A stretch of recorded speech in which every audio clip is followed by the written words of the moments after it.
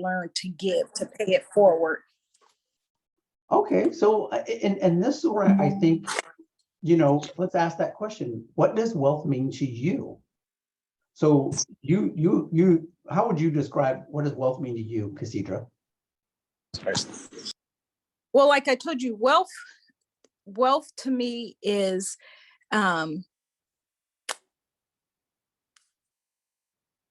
with being happy, healthy, and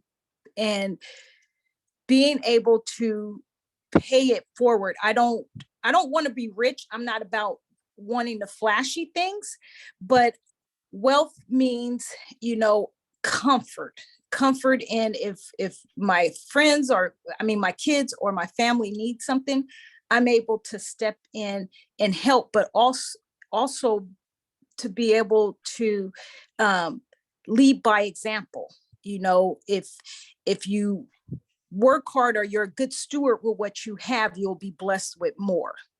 So love that. Amen.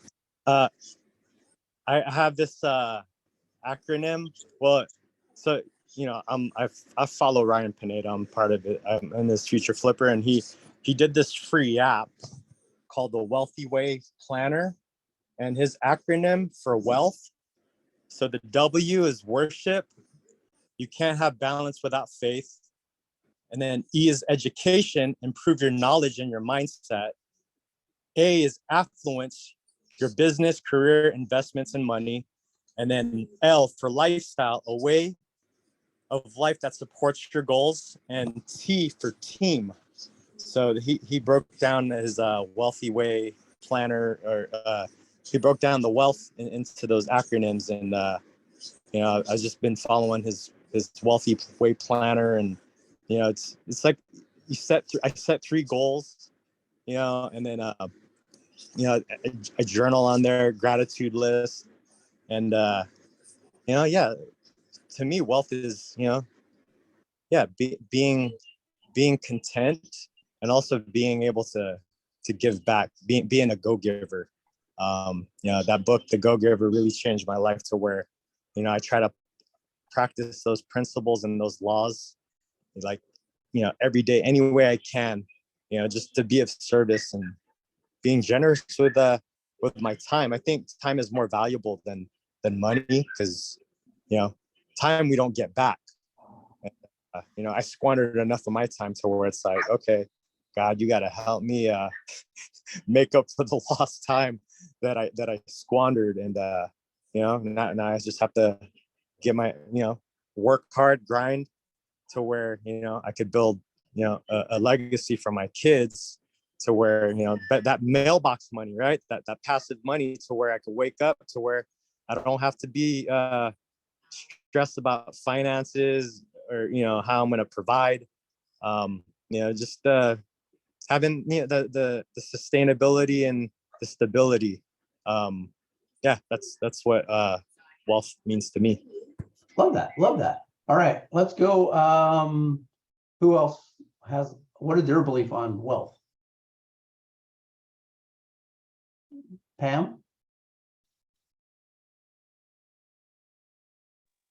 I don't really have a belief as far as, I believe that, again, it's the character of the person, whether they have wealth or not, as to how they're going to react with that wealth. If they're a good person, they're going to, be a good person with wealth or without it. And for me, my why is family and generational wealth as well. So it's really important to me. My husband and I are almost retirement age, and we want to be comfortable, but we also want to be able to give. So that's about it. Love it. Awesome. And I will tell you, we're all not that different when we talk about this. Like, one of the things I talk about a lot of is, wealth just gives me freedom and choices. And to me, that's the big thing, freedom and choices. Like, if I don't want to do something, I don't want to work with this client because they treat me horribly, I'm not bound that I have to, because I have the freedom to walk away.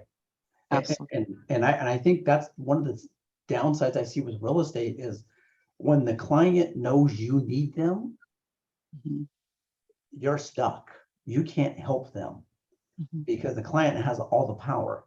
But if you come from an abundance mindset, like, I'm here to help you, but if you don't need my help, I choose to fire you. And I will tell you right now, Eva and I, we are taking 50% of all listing appointments we're going on. We're walking away from people. Why? They don't get it. They're rude. They're mean. They're just not a good fit for us. And we have the confidence to go, it's okay. We're okay. We don't need you. Let's go serve somebody that needs our help.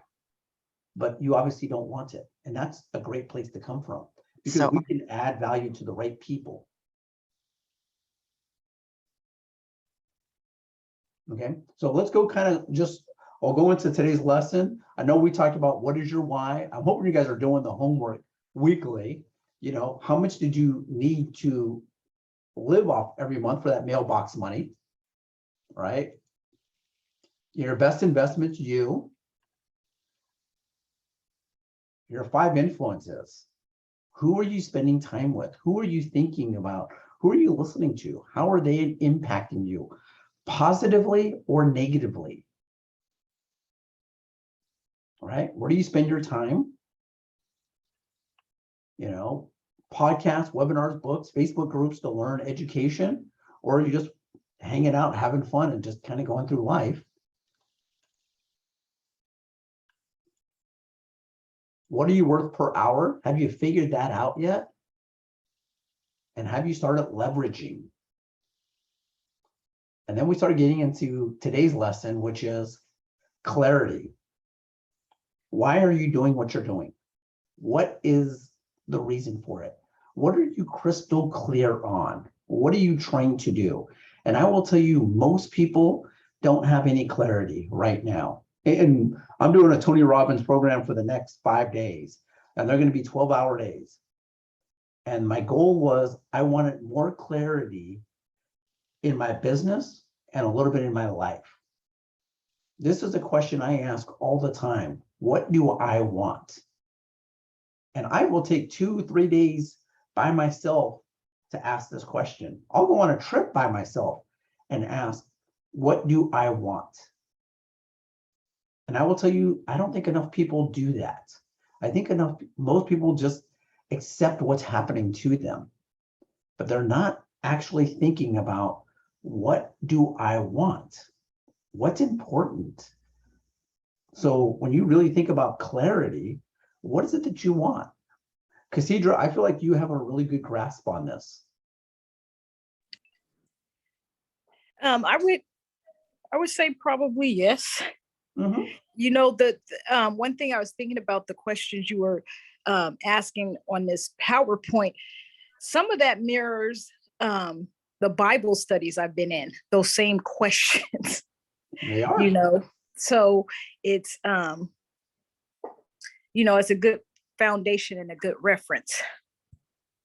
Once again, in the Bible, they speak about money more than any other topic. They knew money was going to be a challenging part of our life. I mean, Financial Peace, Dave Ramsey book, the Prayer of Jabez, those are all great books. They talk about money. And they talk about tithing. They talk about, what do you do with the money? Like I said, it just amplifies with who you are is amplified with money. And so, if you want to do good, if you want to do whatever, this is what money allows you to do.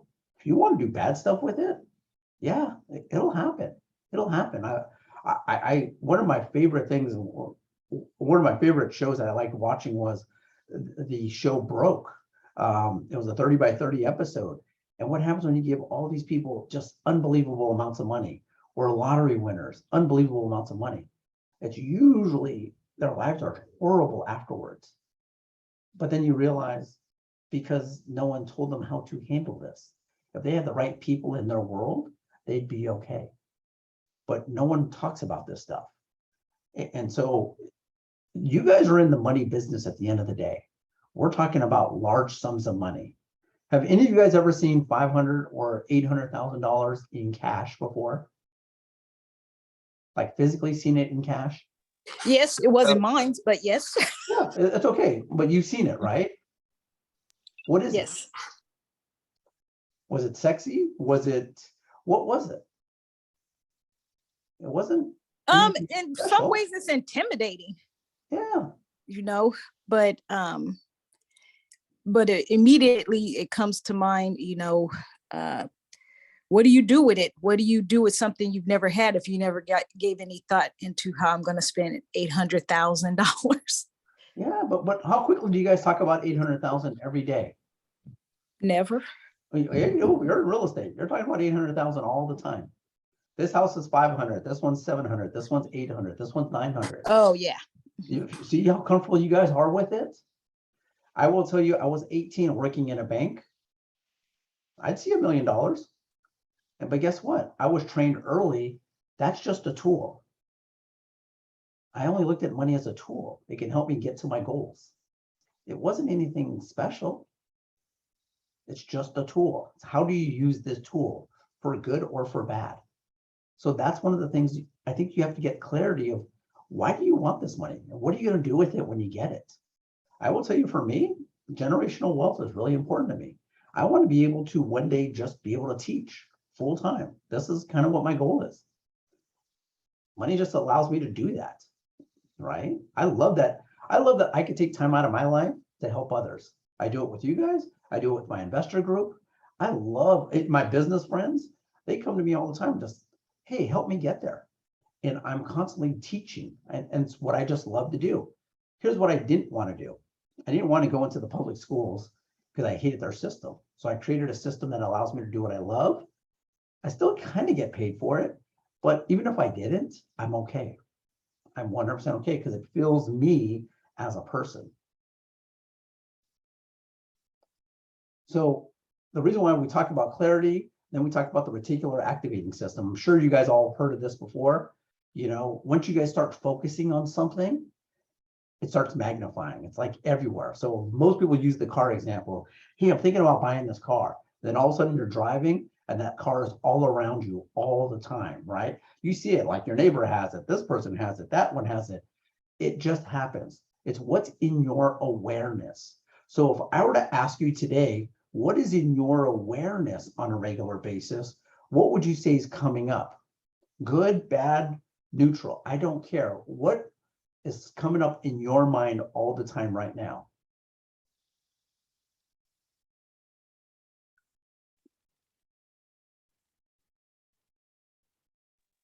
For Repeat me, the it's bills.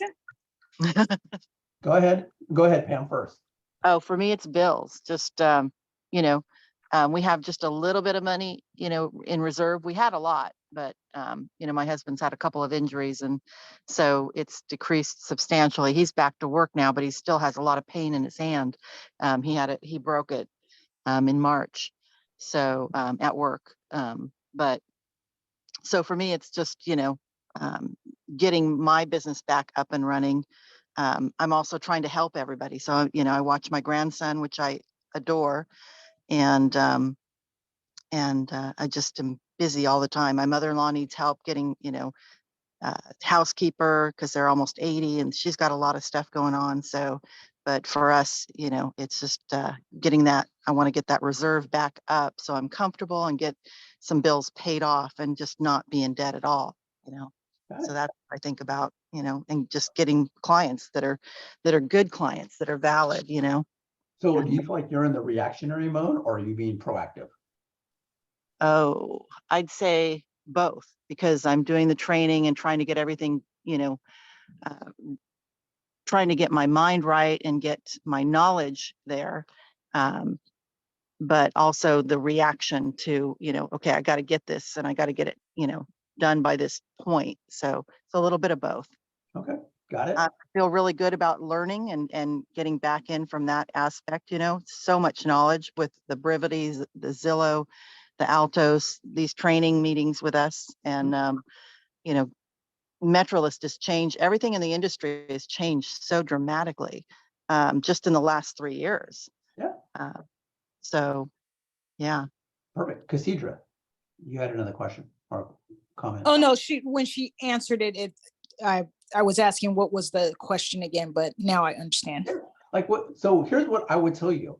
And it's kind of interesting because, you know, when I learned this stuff like 20 plus years ago, they didn't have something that had my predominant thoughts that were in my face every day. So I would tell you, when you're going through your Facebook feed, when you're going through your YouTube feed, what's showing up? Because guess what? What you're talking about, they're picking up on, and it's getting amplified all around you. Like right now, I've become more plant-based because I'm working on a project that is talking about food, right? And it's a meat allergy test kit. So, you know, when I go grocery shopping, I never knew that they had a whole vegan section. I never knew that they had plant-based foods, plant-based cheese. When I'm, you know, going through my Facebook feed, guess what's starting to show up? All of these things, because what am I doing? I'm talking about it all the time. So for me, that's what's happening. So the question is, you know, what are you thinking about and what's showing up in your feeds? Are you talking about what am I going to do for the weekend in a fun way? Or are you talking about, hey, how do I create wealth? Or how do I get more business? How am I doing whatever? My podcasts all dictate like, where am I trying to grow? And in turn, that kind of shows up in my Facebook feed or my YouTube feeds. So it's kind of interesting based on what you're seeing, watching, or whatever, it's being amplified all around you, whether it's being done consciously or unconsciously. And right now, I think a lot of people are getting stuff unconsciously to them because they don't realize how the algorithms are starting to work. Like you notice when you're starting to say, hey, I was thinking about going to Disneyland, all of a sudden the Disneyland feed starts showing up in your Facebook account or your YouTube account, right? Like it's coming out of nowhere, like who's listening to me? Well, people are listening. The question is, what are you putting out there? So when the people are listening, you're starting to get it, right? So one of my best friends now, his name's Dave. When I met him, really nice guy, you know, had a W-2 job, still has a W-2 job. And he's like, always wanted to create a business and doing this. Since I've met him, he's created 3 businesses, 2 which I'm a part of. And then he always wanted to invest. Now he has like so many doors. And a lot of it is just the relationship we had. We changed his focus from him hanging out with all his W-2 buddies to he started hanging out with business owners. He started listening to more podcasts. He started listening to different people in his world. And he started finding these new opportunities because he took the blinders off, right? His blinders were, you work for this company for the next 30 years, you're retired, you're done. I took those blinders off him. And now he's like, oh my goodness, all I see is opportunities. And if you talk to him today, he's like, I could start a business every day because there's so many opportunities out there. Like right now in real estate, you have a group of people that are going, I'm thinking of leaving the business because there's no opportunities. No one's buying or selling homes. And then you have this other group that's going, man, there's so many opportunities. And I will tell you, I'm on a Facebook group with a bunch of CEOs across the country that lead teams. And some of them are going, my listings are down. And I'm thinking, we're walking away from 50% of our listings. 2 different mindsets, right? I mean, we're walking away. So we're looking at those going, that just doesn't work for us anymore. So we're choosing not to deal with those people.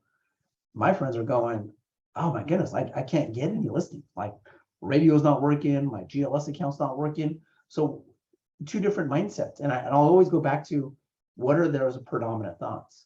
Are they buying into the fact that real estate's down? Or are they going, wow, there's amazing opportunities out here. There's amazing opportunities.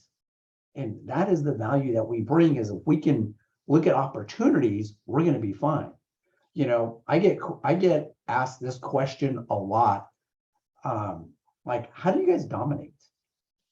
Like in our industry, we've dominated for a long time in our area. And I always go back to this. Most real estate agents, this is a hobby. And they treat it like a hobby. They don't invest in it. They don't put the time, the energy, the care. They just don't put enough of themselves into the business. And we just treat this like a business. We show up every day, we work, we invest in it, we take some of our profits, put it back into our marketing. We're constantly doing stuff and we're treating it like a business. So it's really easy. It's like a professional playing an amateur. The professional is going to win every day. I was watching a show called The Mixtape. And I guess back in the 90s, a bunch of basketball players thought they were really good, but they were just showboating kind of players. And they were comparing those guys to the people that play in the NBA. Well, the guys that were showboating, they had no discipline. They would smoke a bunch of weed, they would drink every night. And the professionals are like, look, we treat our bodies completely different. That's why we can take the beating and the pounding of doing this every night. Because there's no way those guys could come into our league and win. And they were 100% right. It was the way that they treated their bodies. It was the way that they treated the game, the mental aspect of it. And I will tell you that in real estate, most people treat it like a hobby. But you're starting to treat it like a business. And because you're coming in with a focus, a determination, you're showing up every day, you're just treating it, you're doing all the daily activities, that's what's going to separate you from most people. It's just a mindset. And I will tell you, real estate's a mindset game. It's not a physical game. It's a mindset game. But most people start off with the wrong mindset. It is, if I do 2 extra deals a month, I can go do this. And I'm thinking, why are you doing that? This is what I want to do. You know, so one of the questions I ask most of my friends when they start, business is, if you were going fishing, what would you take?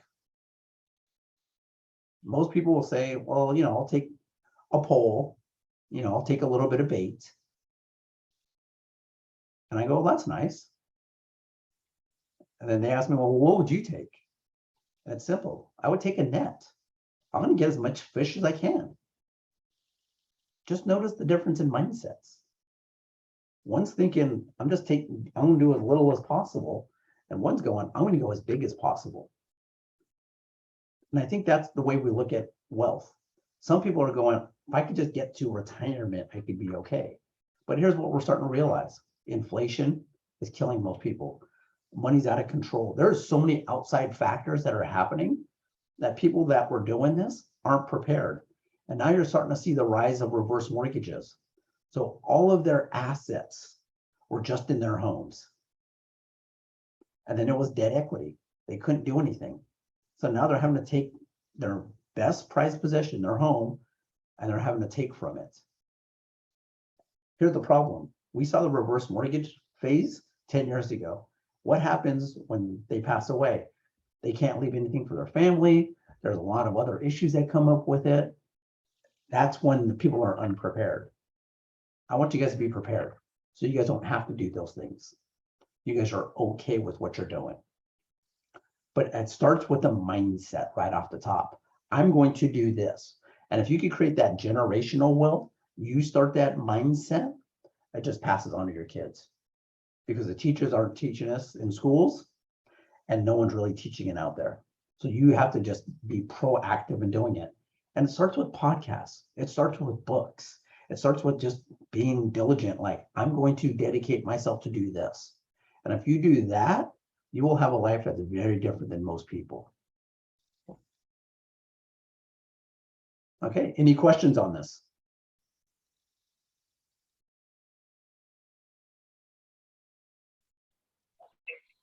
Yeah, I like that. It is all mindset, right? And for me, it's like I gotta meditate. I gotta do my self-care in the morning, to reprogram my RAS, my reticular activating system. I have to, write my gratitude list, right? And just helps me to be more proactive than reactive. Because I noticed, just I've only been a realtor for what, like maybe 2-3 months, and I'm getting stretched and pulled in every direction now.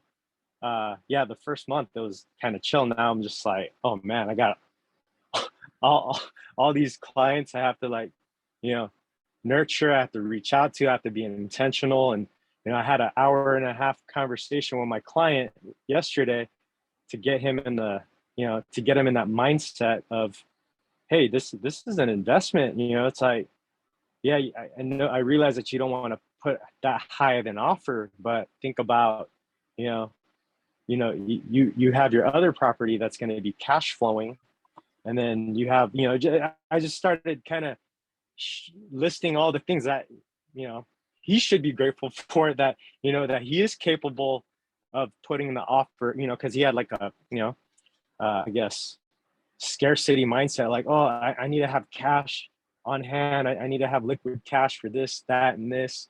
And it's just like, hey, it's like, you know, I have a fiduciary duty towards you, and I know that you really want they want to win this deal. And you know, I just, I did my due diligence, right? I educated him, and to get him in that, to kind of, just kind of counsel him and coach him to where, hey, this is a place where you could, your kids are growing up fast. You want to grow your family in here, and just kind of to steer him away from that scarcity mindset, and that I am here to serve him, right? To help him out. And the fiduciary duty, I'm not gonna tell you to put in an offer that you don't feel comfortable in. But then I also twisted it to where it's like, if you don't feel comfortable, like I basically just told him, like, I have the confidence, because I talked to his lender. I have the confidence that you could make these payments, that you could do it. And like, if you don't feel comfortable, yeah, don't do it. But I'm not going to put you in a position, because he asked me, he's like, well, what should I do? I'm like, I think you should put your highest and your best. Like, Absolutely. you put your highest and your best, and don't limit yourself to that scarcity mindset. And then he actually he's all right, let me sleep on it, let me think about it. And then I text Leilani, I'm like, hey, he's thinking about it. But then she's like, hey, like, you have 24 hours, speed, if you make the offer quick, sooner than later, and if it's an offer that the sellers are that please them, then they won't even consider the other offer. So I texted him right away, and then, like, in 20 minutes, or, well, he texted me, he's like, can you take me back to the house again? I'm like, hey, I'm in Tracy right now, unfortunately I can't. And then basically 2 minutes later, he's like, let's do it, let's do the deal. And Awesome. now Awesome. put in the offer. But anyway, sorry to be all long-winded, but it was Not at it all. was an hour, a 90-minute conversation that I just try to condense. But thank you for letting me share that. You're welcome. All right, guys. Great.